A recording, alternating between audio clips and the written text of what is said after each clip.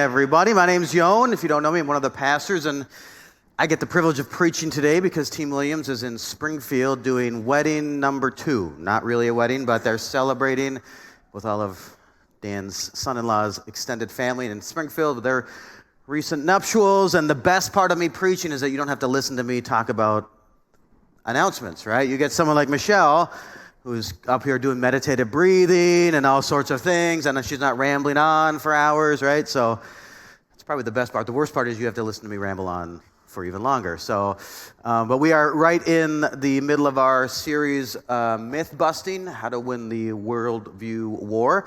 And how many of you know that a lot of times we have just like always generations are kind of poking fun at each other and saying, well, back in my day, it was this, or it was harder. You know, the new generation's like, well, you don't know what it's like today. But you know that this current generation and every generation afterwards will be the most marketed to generation in the history of the world. Facebook makes somewhere with $125 billion a year in ad revenue, right? Just pumping advertisements into our eyeballs every second of every day. And in order to kind of to kind of rise above the noise of all of this advertising and all this marketing, what do you need? You need a really catchy slogan, right? So we're going to do a little test before we start off. We're going to see how well some of these big companies are doing with their slogans, okay? So let me see this. This is an easy one. What's Nike's slogan? Just do it, right? Everyone knows that they've nailed it. That is everything Nike does. Just do it, right? Very good. Let's see. What about Geico? You know Geico's? 15 minutes, you could say 15% or more, right? So look at that. Who says that all the time? The little gecko, right? Of course. Beautiful, right? Boom, we're nailing it. Okay, this might be a little bit harder. One of the most popular car companies in the country, in the world, Toyota. What's Toyota's, you know? Let's go places. Wow. All right. This is my family. It's my extended family over here. They're crushing it right now. So I didn't give them the answers. Trust me. What about this one? How many of you like fast food? Right? What about, this is kind of like not even maybe in the top 5 fast food joints, but KFC. What's KFC's? Finger licking good. Okay? Look, look, all of these very catchy little slogans stick in our brains. And what do I know about it? I know that evidently KFC is finger-licking good, right? Evidently I know I can do something if I put a pair of Nikes on or put a little swoosh, right, on my shirt. One that has been around for 25 years, maybe 30 years, and this isn't even a beverage that I drink, but it is this one right here. Obey your thirst, right? It's been around for 25 or 30 years. And this is a genius marketing plan by Sprite, because what are they tapping into? They're tapping into the idea that everybody is thirsty, right? You can't go, you're going to die if you don't have water for 3 days. So we're going to get thirsty. And you need to obey that thirst and obey it to Sprite, right? Now, one of the things I found as I was kind of researching this, and I was shocked because this kind of made me feel a little bit old, but they actually upgraded. They upgraded Obey Your Thirst. It's been 25 years. They moved on. And this kind of gives us a good picture of generationally where we are and where we're going. And they have a new one, and it says Thirst for Yours, right? And they actually don't let the slogan stand for itself. They actually give us a little Sprite manifesto, right? There's also that, too. I was going to show you a picture of like in the early or late 90s, there was you know how they redid slogans like prayer for Bayer and like spirit for Sprite, like, you know, those were a thing back in the 90s, but I wasn't going to do that. But Sprite has actually laid out their manifesto, and here's what they say. They say, thirst for yours, so go get yours. Like pursue whatever it is you're thirsty for. It says, be hip-hop's first trillionaire. That'd be nice, right? Maybe not the hip-hop part, but the trillionaire for me. Going triple-double platinum, getting 10 billion views, having more rings than fingers. That is talking about championships. If you're not a sports person, right, you get a championship ring every time you win, so you want more than you have fingers. It's kind of a big deal. And then finally, a refreshing ice-cold Sprite. And then they say, whatever it is you want, thirst for yours.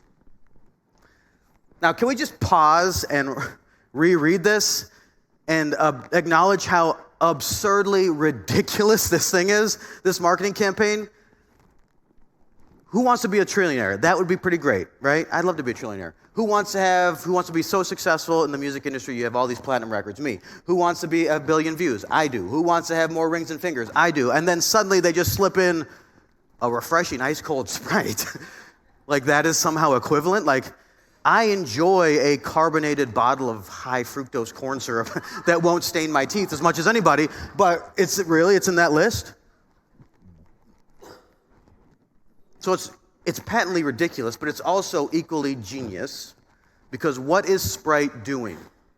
Sprite is tapping into the fact that every good marketer, if you watch Mad Men, you can watch someone who creates advertisements while also searching for the very thing he's trying to sell. But they're not selling a product, they're selling you a life. They're selling you something that quenches a thirst that goes deeper than just the physical.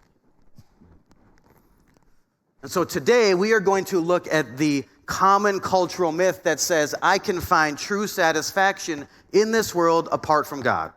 Something that marketers are telling us every single day, and something that people are trying to pursue and find true satisfaction in this world apart from God.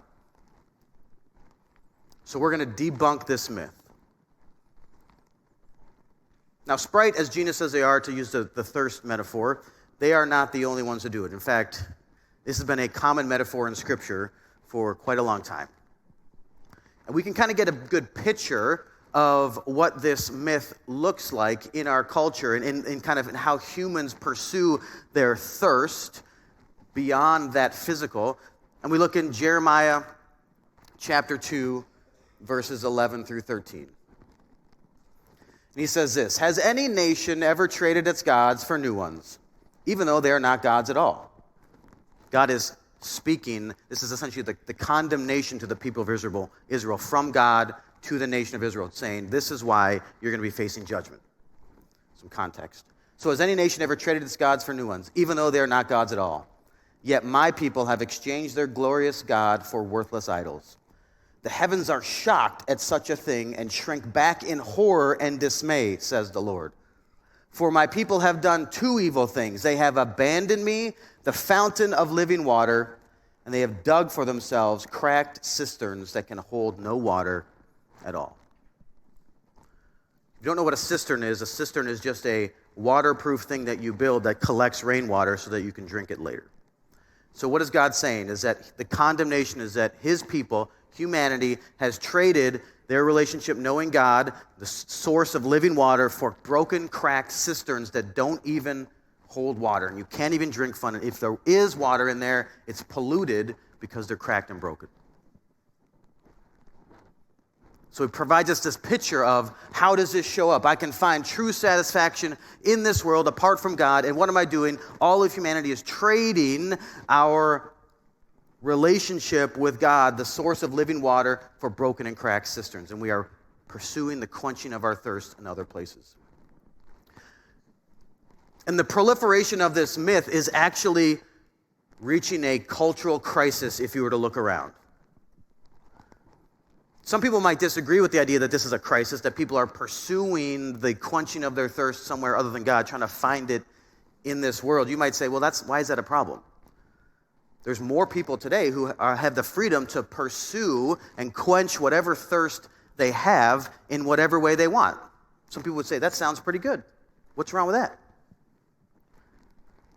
But if we look at some of the symptoms of the proliferation of this myth, we can see a lot of things. We see exponential increase in a mental health crisis. A lot of it is spurred on by the social media platforms, the world, the ecosystem that involves social media. We see a mental health crisis. We see many more people who are full of rage and anger and outbursts. Anyone know someone like that? Probably on social media, right? But they're angry. We see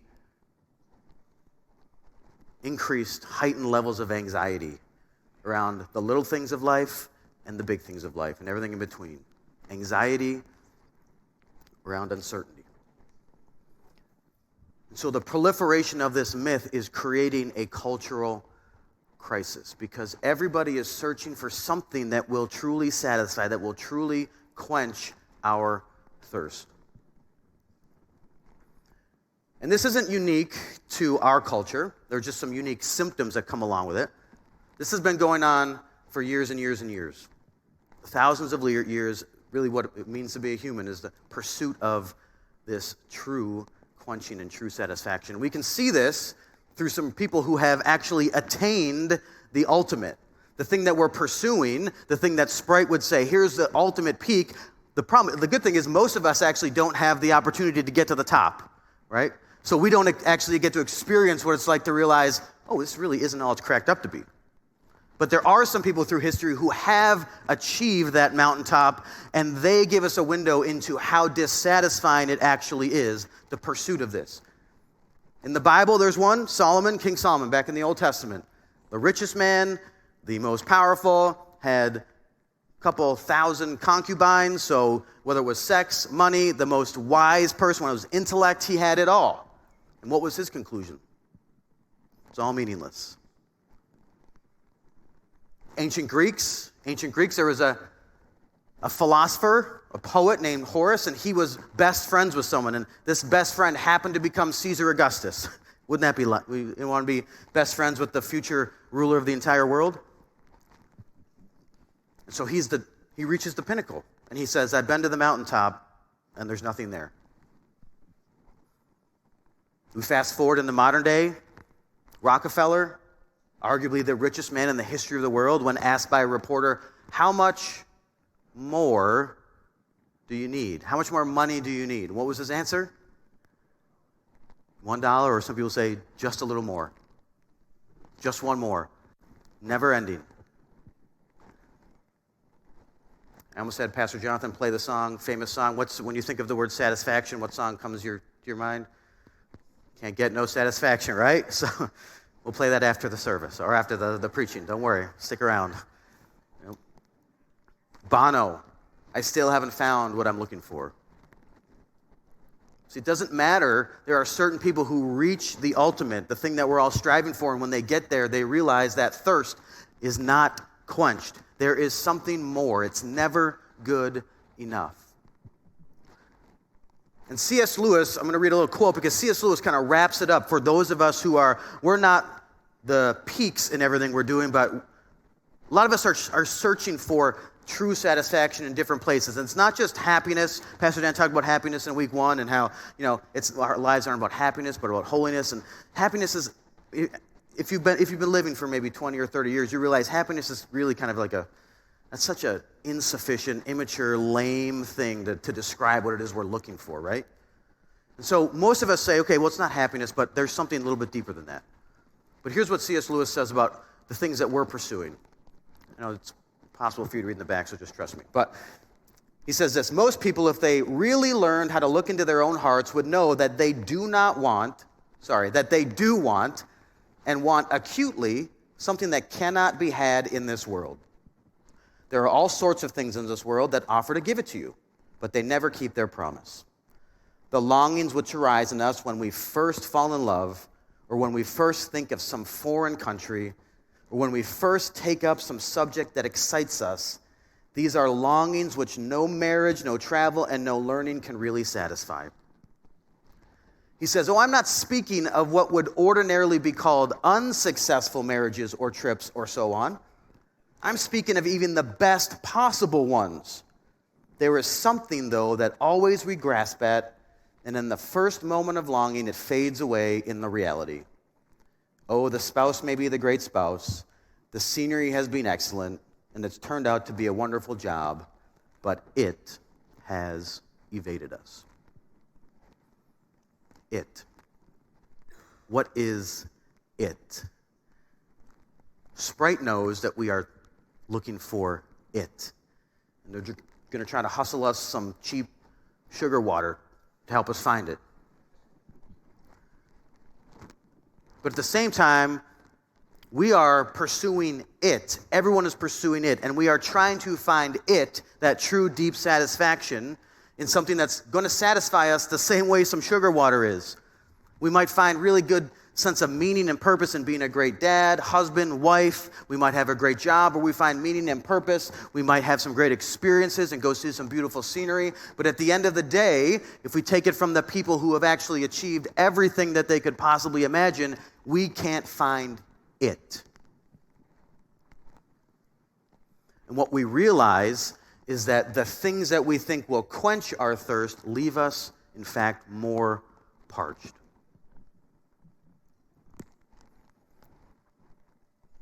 There's a psychologist who wrote a book. He wrote a book, and he was actually it's called The Happiness Hypothesis. And he was trying to figure out, well, how do people throughout history pursue happiness? And he's actually one who kind of came up and said, happiness is a woefully insufficient way to describe what we're looking for.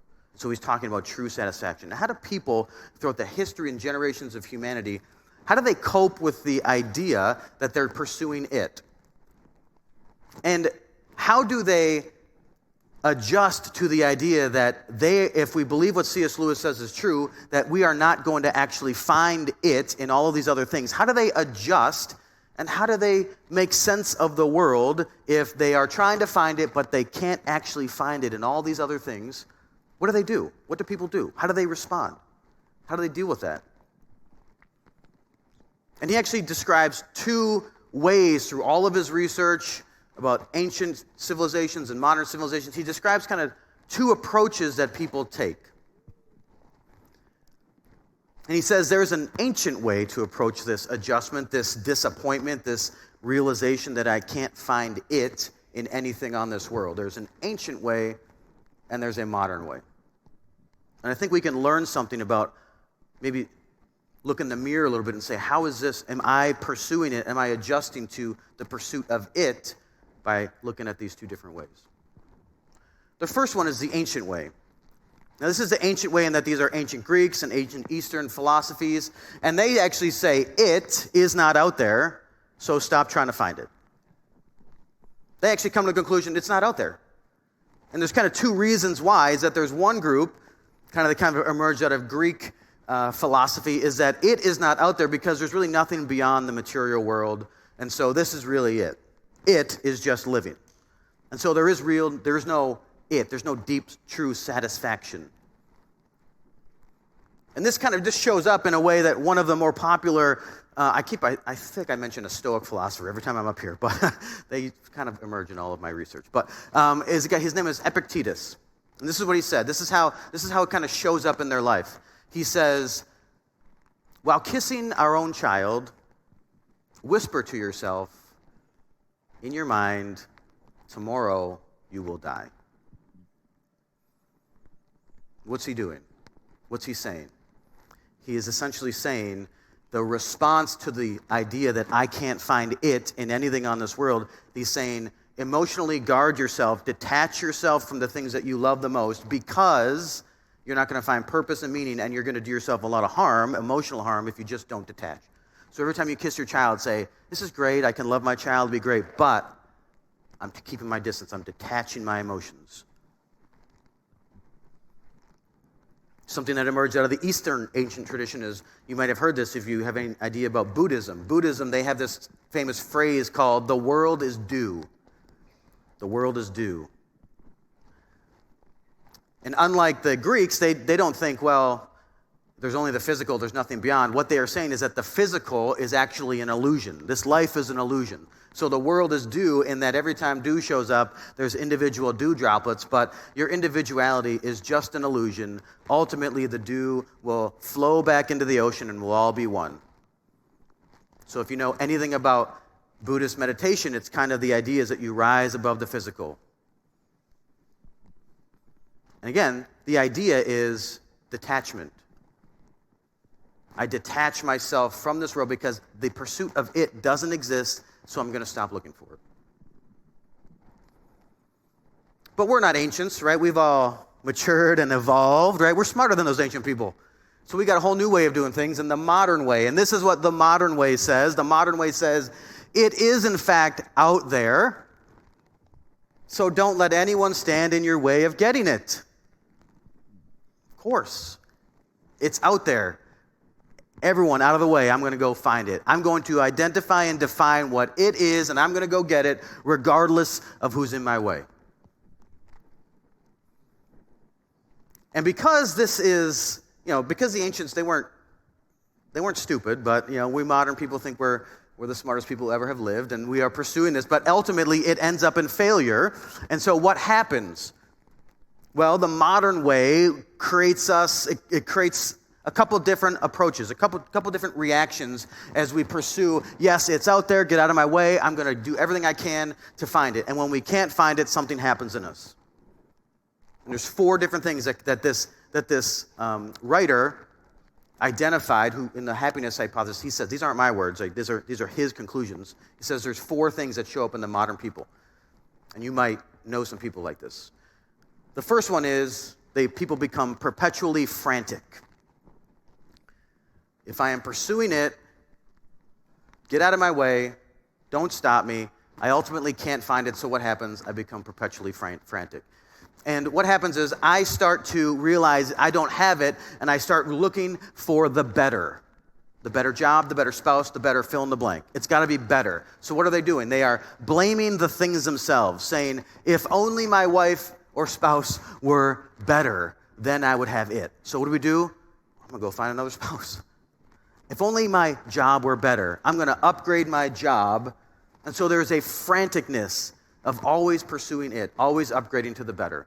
And the result is that people become exhausted. What a life, right? What a life. So people can become perpetually frantic. The next one is they can become perpetually angry. Anyone know a perpetually angry person? No, don't raise your hand. Yeah. They might be mad at you. Perpetually angry people, they are pursuing the it, but because they can't find it, they can't actually achieve it. What do? They start realizing that, well, there's something in the way. There's something preventing me from achieving it. And it's not necessarily the thing, but they blame social forces. They blame a society that says, you can't do it. Someone is blocking your way. They blame somebody else and say, if this person would just get out of my way, I could get it. What they're doing is they're saying, society, something is broken and something's in my way. If only I had the freedom to pursue it free of all hindrances, then I would find it. And this is actually a little bit of truth, right? There's a little bit of truth in each of these, right? There's truth in being perpetually frantic because we all know that our marriages could be better, our jobs could be better, something could always be better, right? So there's a nugget of truth. There's a nugget of truth in this approach because, yes, there are forces, societal things that prevent me from pursuing what I want whenever I want. It's called living in society. Some of them are just, some of them are unjust, but that is a little bit of reality. But someone who's perpetually angry, they blame social forces and they become activists. The result is, well, I am going to pursue that freedom. I'm going to reduce these social forces and I'm going to fix it so that I can have freedom. One of the little nuances is that once you achieve that freedom, you realize the people who are completely free don't have it either. So we become perpetually frantic, perpetually angry, and the third one he says is perpetually self-hating. Someone who's perpetually self-hating realizes, I can't achieve it, so who is to blame? I'm to blame. I'm obviously doing something wrong. Why can't I get my act together? Why am I screwing these things up all the time? I have all these lofty goals and dreams and ambitions, and I can't do it. I just can't do it, so I hate myself. And this, as you can tell, is a dangerous place to be. And it's dangerous because there is, as all of them, there's a little nugget of truth in each of them, right? How many of you think, yes, I could probably be better in some way? There's always something wrong with all of us all the time, right? Some of us more than others. We'll let you decide who falls into that category. But so what do? I blame myself. I can't achieve it because I'm doing something wrong. And the result is I become self-destructive. You can imagine very dangerous place to be when I blame myself for not achieving it, my most truest, deepest desires. Then there's a fourth one, which is kind of the culmination of all of these three, and it is you can become deeply cynical. This might be for the older group in the room or joining us. Someone who becomes deeply cynical is someone who has spent their life trying to find it. They don't actually achieve it. They believe it's out there, but then at the end, they're just like, well, C.S. Lewis calls these people, he says, they become disillusioned, sensible people. So they realize they actually deeply believe it's out there, but they haven't found it, so they're disillusioned. So they become sensible. And it sounds like, well, when you get to my age, you'll stop chasing the rainbow. The sensible thing is to just stop trying to find it, because I haven't found it yet. And it sounds similar to the ancient way, because you would say, well, there's a detachment. It's actually more of a repression. You repress that desire. And so they blame the pursuit itself. That's the problem. And they become bitter. And this is a very dangerous place to be, because there's a difference between humanity and animals. And even if you're not a Christian, really the primary difference is that animals are just content to survive. Humans, even if you don't have any faith or don't believe in Christianity, everyone agrees that there is something deeper in the human nature. And if you take that away, you essentially gut the heart out of a human. So there's 4 different approaches in the modern way. So we have the ancient way. Again, we're responding. These aren't my words. This is a man who's looked at centuries and said, well, I'm pursuing it, I can't find it, and therefore this is how we respond. It doesn't exist, so don't stop looking. Or it is out there, go find it at whatever cost.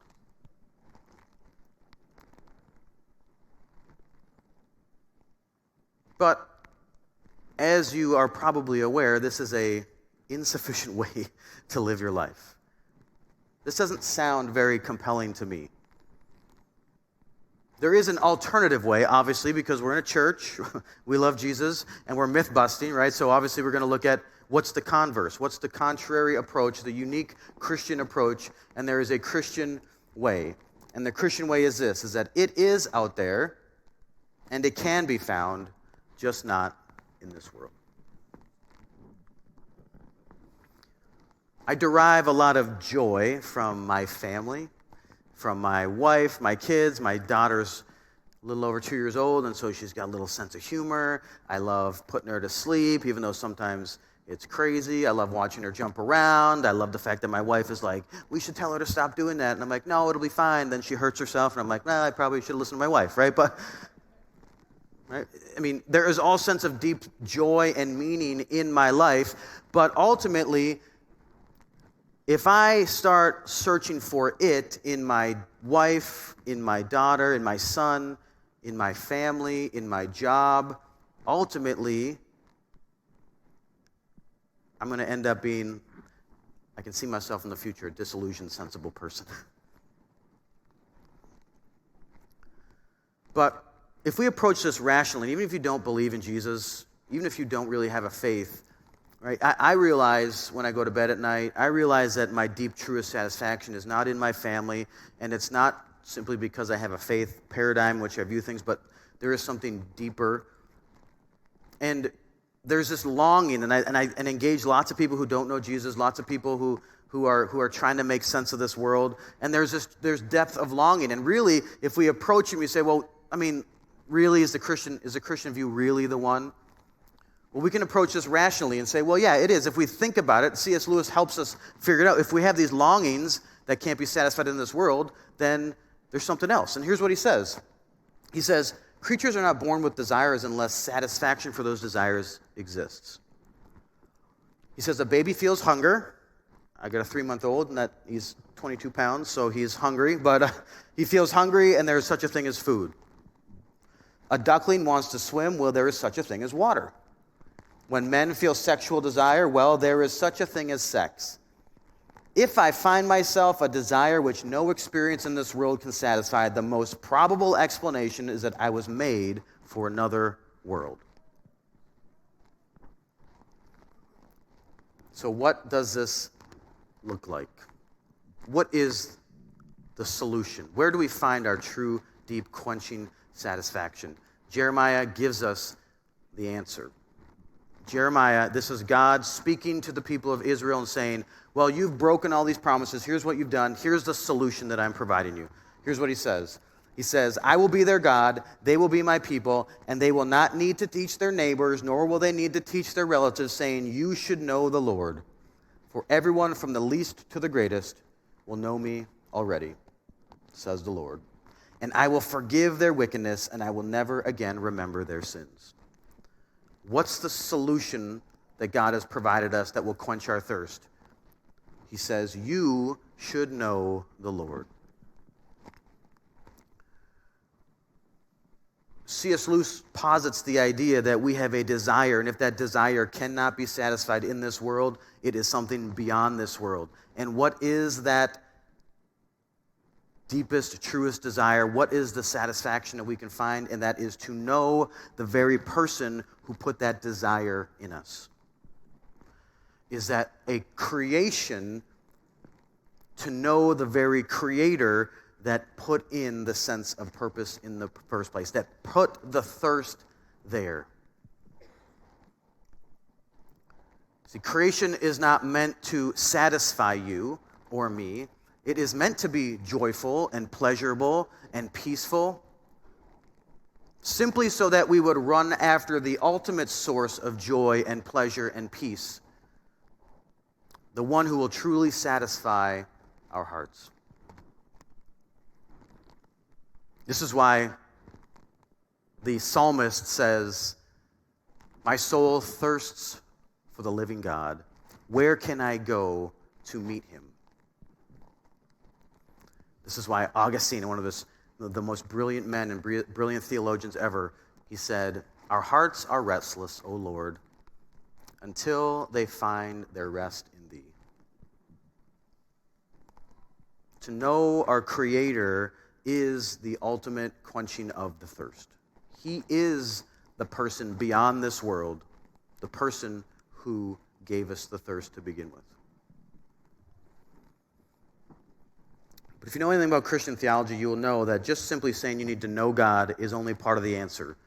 God goes one step further. The Creator goes one step further to make that happen. He actually says this, and I will forgive their wickedness, and I will never again remember their sin. Not only does he say, the source of your truest, deepest satisfaction is to know the Lord, but you can't actually know me because you've rejected me. There's a barrier. Our God goes deeper and further, and he says, I'm going to proactively remove that barrier so that you can, in fact, know me. He doesn't just sit up in heaven and say, hey, your truest, deepest satisfaction is to know the Lord, figure it out for yourselves. No, he's in heaven. He says, you need to know me. That is how you find true, deep, quenching satisfaction. And he proactively leaves heaven and comes to earth, becomes part of his creation, experiences the same physical thirsts that each and every one of us, even the same spiritual thirsts that we have in his Son, Jesus. Our Creator entered his creation in order to make a way for us to know him. And John captures this encounter between Jesus and the woman at the well, and he says this. As he's talking to this woman, he asks for some water. The Samaritan woman who's living in adultery and sin, and someone that Jesus shouldn't even be talking to by cultural norms. He says, if you only knew the gift God is for you and who you were speaking to, you would ask me, and I would give you living water. Who is she speaking with? She's speaking to what Colossians says, the person that through Jesus, everything was created. And for Jesus, everything was created. She's speaking to the creator of the universe. And she says, but sir, you don't have a rope for a bucket, she said, and this as well is very deep. Where would you get this living water? And besides, do you think you're greater than our ancestors Jacob, who gave us this well? You think you're smarter than all those ancient people that we know? How can you offer better water than he and his sons and his animals enjoyed? Jesus replied, "Anyone who drinks this water will soon become thirsty again. But those who drink the water I give will never be thirsty again. It becomes a fresh, bubbling spring within them, giving them eternal life." Jesus is the it. Knowing God is the it, is the true deep satisfaction that every single one of us is pursuing. And not only that, he made a way, he showed himself. We can know who God is because he showed up on earth as a human, had conversations with us, and says, "I will do the work to allow you to know me. And as a result, I will satisfy your deepest, truest thirst. You'll never be thirsty again." So the myth is contradicted with the truth in that I can only find true satisfaction by knowing God. The beauty is that once I know God, everything changes. Once I have the it, everything changes. It actually allows me to overturn all of those other modern fallacies and how those things show up, right? I don't have to be perpetually frantic anymore. I can actually pursue the better while simultaneously resting in my identity in Jesus. I can rest in his completed work while also pursuing the better. It doesn't consume me. I don't have to be perpetually angry because I can pursue justice and help people find freedom and break down social constructs while all the while trusting in the goodness and greatness of God because I have the it. I don't have to be perpetually self-hating because I can work on self-improvement all the while knowing that I am accepted, loved, and approved based on nothing I did but on the work of Jesus. It doesn't matter what I do. He will always view me that way. And I don't have to be deeply cynical because I can help inspire and push and exhort people to go do incredible things, to go change the world, all while helping them realize that that's not the it, to keep the right perspective. When I find the it changes everything. And one day, when Jesus comes again, and there's a new heaven and a new earth, we will live in eternity with God, knowing God, apart from sin, apart from the poison and brokenness of sin. And one of my favorite authors describes what this will look like, the true deep satisfaction. His name is Donald Miller, who ironically wrote a book called A Million Miles in 1,000 Years. It's about writing a better story with your life. And he actually has a marketing company called The Story Brand, which helps people tell their stories. But he writes this little snippet. He says, "I don't wonder anymore what I'll tell God when I go to heaven. When we sit in the chairs under the tree outside the city, I'll tell my story to God and he'll laugh, I think, and he'll remind me of the parts that I forgot, the parts that were his favorite. We'll sit and remember my story together, and then he'll stand, he'll put his arm around me and say, 'Well done,' and that he liked my story. And my soul won't be thirsty anymore. Finally, he'll turn and we'll walk toward the city, a city he will have spoken into existence, a city built in a place where once there'd be nothing." Where is the deepest, truest satisfaction, quenching of our thirst? It is in knowing God, and he has made a way to know him through the work of his son, Jesus. Let's sing and remember this together.